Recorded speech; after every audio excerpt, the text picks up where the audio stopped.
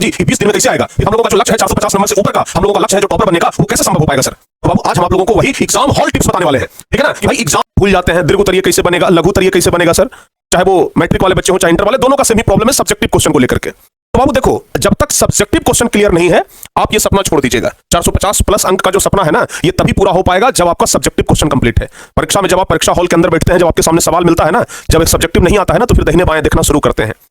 तो फिर वहां पर हम क्या ऐसा ट्रिक अपना लें कि सब्जेक्टिव क्वेश्चन भी हमसे बन जाए? तो इसके लिए ना सबसे बेस्ट ट्रिक तो यही है कि जो आपके पास बचा हुआ समय है, यानी कि इंटर वालों के पास अप्रॉक्स 20 दिन का समय बचा है और मैट्रिक वालों के पास अप्रॉक्स 30 से 35 दिन का समय बचा है। इस समय में जो भी सब्जेक्टिव क्वेश्चन अगर आपको याद नहीं हो रहा है, जो भी सब्जेक्टिव आपसे अगर याद नहीं हो रहा है, तो हम आपको कहते हैं कि पूरे सब्जेक्टिव क्वेश्चन को याद करने की जरूरत नहीं है। आप अगर सोचेंगे कि पूरा का पूरा सब्जेक्टिव क्वेश्चन एकदम रट जाए, तो कदापि यह संभव नहीं है। तो हम आपको एक ट्रिक बता रहे हैं कि जो सब्जेक्टिव क्वेश्चन आपको ज्यादा परेशान कर रहा है, और हमेशा यही होता है ना कि जो सब्जेक्टिव क्वेश्चन ज्यादा परेशान करता है परीक्षा में वही आ जाता है। तो वैसे सब्जेक्टिव क्वेश्चन के लिए ना बस कुछ पॉइंट आप लोग नोट कर लीजिए। जैसे मान लिया जाए कि कोई क्वेश्चन है जो कि 10 लाइन का है और हमें लिखना है और 10 लाइन हमें एग्जैक्ट याद नहीं हो रहा है, तो आप ऐसा करिए ना कि उसमें से 4-5 पॉइंट जो है वो इंपॉर्टेंट, 4-5 पॉइंट जो इंपॉर्टेंट है बस उसको आप लोग नोट करिए। उसको आप लोग बस ध्यान में रखिए कि ये पॉइंट ये पॉइंट ये पॉइंट ये पॉइंट और ये पॉइंट पर हमें लिखना है। अगर आप एक पॉइंट पर 1-1.5 लाइन भी लिख पा रहे हैं, आप अगर पॉइंट याद रखेंगे तो उस पर इतना तो क्षमता है ना कि आप 1-1.5 लाइन उस पर लिख लेंगे। तो अगर आप 4-5 पॉइंट याद रखते हैं तो आराम से आप 7-8 लाइन तो लिख लेंगे, भाई बन गया सब्जेक्टिव क्वेश्चन। तो जो क्वेश्चन आपको याद नहीं हो रहा है उसको आप रटने का प्रयास मत करिए। कुछ ऐसा ट्रिक, कुछ ऐसा हिंट जो कि आपको याद रहे, कुछ वैसा पॉइंट जो कि आपको याद रहे, बस याद रखिए भाई अगर ये क्वेश्चन आएगा तो ये पॉइंट पे हमको लिख देना है, ये क्वेश्चन आएगा तो ये पॉइंट पे लिख देना है, ठीक है ना। तो इस तरीके से अगर पॉइंट वाइज करके अगर अभी से आप लोग देखना शुरू कर रहे हैं, तो चूंकि पॉइंट वाला चीज ज्यादा लंबे समय तक आपको याद नहीं रहेगा, बहुत लंबे समय तक सोचेंगे कि वो ट्रिक याद रहना, तो वो याद रहने वाला नहीं है। लेकिन हाँ, अब आपके पास चूंकि 20 दिन 25 दिन का टाइम बचा है, तो इतना दिन तो याद रहेगा ही रहेगा, और बीच में अगर 1-2 दिन रिवीजन कर लेंगे ना तो वो पॉइंट आपको याद रहेगा। तो कोई भी अगर आप सब्जेक्टिव क्वेश्चन याद करना चाहते हैं तो उसका 4-5 मेन पॉइंट उठाइए और बस उस पर अपने से लिख दीजिए। और जितना ज्यादा हो सके सब्जेक्टिव पर ही अब आप लोग टाइम बिताइए, जितना ज्यादा हो सके सब्जेक्टिव पर ही अब आप लोग फोकस करिए। अगर आप अगर 30% अगर आप ऑब्जेक्टिव देखेंगे ना तो अब आपका काम हो जाएगा, लेकिन अब आपको 70% सब्जेक्टिव देखना होगा। 70% आप लोगों को ना सब्जेक्टिव देखना होगा, एकदम कंफर्म 100% बता रहे हैं।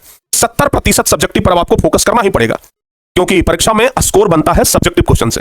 ऑब्जेक्टिव क्वेश्चन तो सब बना लेते हैं, ऑब्जेक्टिव क्वेश्चन तो सबका होता है, इतना ना प्रैक्टिस लोग करके जाते हैं तो ऑब्जेक्टिव क्वेश्चन सबका हो जाता है। तो सब्जेक्टिव क्वेश्चन पर इसलिए आपको खेल करना है, सब्जेक्टिव क्वेश्चन पे फोकस करना है। दूसरी बात, अब जैसे जैसे एग्जाम नजदीक आ रहा है तो डर बढ़ते जा रहा है, हृदय का धड़कन बढ़ते जा रहा है, इस पर आपको कंट्रोल करना होगा। क्योंकि अगर डर गए तो फिर आप नहीं कर पाएंगे। आप हमेशा तो यही सोचते रह जाएंगे कि अरे अब तो समय नहीं है, अब तो समय नहीं है।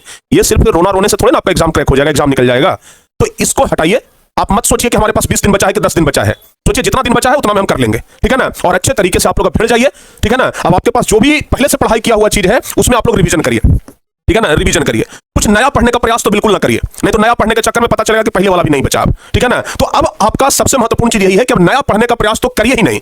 कुछ लोग क्या करते हैं ना कि साल भर नहीं पढ़े, अभी एकदम मार पन्ना एकदम उलट रहे हैं, एकदम रोज 2 पन्ना एकदम याद कर लेंगे। नहीं भाई, नया पढ़ने का प्रयास ना करिए। कम से कम जितना पहले पढ़ लिए है ना उसी को इतना बार रिवीजन करिए, इतना बार रिवीजन करिए कि वो चीज परीक्षा में धोखा ना दे कम से कम। नहीं तो होता क्या है ना कि जो चीज बहुत बार पढ़ते हैं ना वो भी चीज दिमाग से उतर जाता है, परीक्षा में धोखा दे देता है, याद नहीं आता है। तो कम से कम आप जो चीज पहले से पढ़ लिए हैं उसको कम से कम बाबू बहुत बार रिवीजन करिए, बहुत बार रिवीजन करिए, इतना रिवीजन करिए ना कि वो चीज कम से कम अब दोबारा भूल ना पाए, इतना आपको रिवीजन करना पड़ेगा। तो रिवीजन आपको सबसे ज्यादा करना है। पहला चीज ध्यान रखिएगा, 2-3 टिप्स हम आपको जाते जाते बता रहे हैं। सबसे पहला टिप्स तो भाई फुल एकदम रिवीजन कर लीजिए, फुल रिवीजन होना चाहिए, पूरा का पूरा रिवीजन करिए। दूसरा टिप्स आप ध्यान रखिए, कुछ नया ना पढ़िए, कुछ नया अब ज्यादा याद करने का प्रयास ना करिए, कुछ नया ना करिए। जो पहले से कर लिए हैं उसी को बस एकदम लेकर के लपेटते रहिए, उसी को एकदम अच्छे तरीके से लेकर के रिवाइज करते रहिए, ताकि वो चीज कम से कम हमारा एकदम श्योर हो जाए। ध्यान दीजिएगा। तीसरा चीज हम आपको क्या बताया कि सब्जेक्टिव क्वेश्चन पर फोकस करिए, और सब्जेक्टिव को याद करने का तरीका बता दिए पॉइंट वाइज। अगर याद ना हो रहा हो तो कुछ ऐसा ट्रिक, कुछ ऐसा पॉइंट चुन करके रखिए कि अगर ये क्वेश्चन आ गया तो ये 5 पॉइंट पे लिख देंगे। अरे परीक्षा में कॉपी जांच करने वाला क्या करेगा, कम से कम इतना तो देखेगा ना कि हाँ भाई इस क्वेश्चन में ये पॉइंट का तो चर्चा आया है और सचमुच में इस क्वेश्चन में ये सही है, पॉइंट तो आता ही है। तो आपको पॉइंट वाइज लिखने पर भी वो नंबर दे देगा। ना लिखने से तो बढ़िया ना है कि 5 नंबर का सवाल है, 3 नंबर आएगा, 4 नंबर आएगा, कम से कम नंबर तो कटेगा नहीं, तो आराम से लिखिए। उसके अलावा चौथा क्वेश्चन, ये चौथा नंबर पॉइंट, ऑब्जेक्टिव पर भी फोकस करिए लेकिन कम करिए, ऑब्जेक्टिव को थोड़ा सा कमाइए अब आप लोग, ठीक है ना। ऑब्जेक्टिव पर थोड़ा सा फोकस डाउन करिए, सब्जेक्टिव पे पूरा फोकस अभी दीजिए, क्योंकि स्कोर सब्जेक्टिव क्वेश्चन से ही आपको बनना है। इसके अलावा 5वां नंबर ध्यान दीजिएगा, 5वां नंबर, अब ज्यादा आप लोग इधर उधर भाग दौड़ ना करिए, ठीक है ना। घर पर आराम से सेल्फ स्टडी जितना ज्यादा हो सके करिए, सेल्फ स्टडी करिए, क्योंकि ये समय है ना, ये ऐसा समय है कि लोग अपना ऑफलाइन कोचिंग छोड़ देते हैं कि नहीं भाई अब हमको घर पे पढ़ना है, ठीक है ना। तो अब आपके पास जो समय है ना उसमें सेल्फ स्टडी करिए, जितना ज्यादा हो सके सेल्फ स्टडी करिए, ठीक है ना। क्योंकि अभी जो सेल्फ स्टडी करिएगा ना एकदम रामबाण की तरह आपको फायदा करेगा। तो अभी जितना ज्यादा हो सके और जितना जल्दी हो सके सेल्फ स्टडी में लग जाइए। अब इधर भाग के गए उधर भाग के गए, इससे कोई फायदा नहीं है। अच्छा, दूसरी बात, थोड़ा मोबाइल के डिस्टर्बेंस से बचिए, ठीक है ना। अब आपके पास जो समय बचा है ना उसमें डिस्टर्बेंस वाला चीज नहीं चाहिए, तो मोबाइल के डिस्टर्बेंस से बचिए। और जब आप एग्जाम हॉल में जाएंगे तो पूरा का पूरा कंसंट्रेशन होना चाहिए वहां पे, और आपको लगना चाहिए कि नहीं जो हम 15-20 दिन पहले पढ़े हैं ना वो सब हमको याद आ रहा है।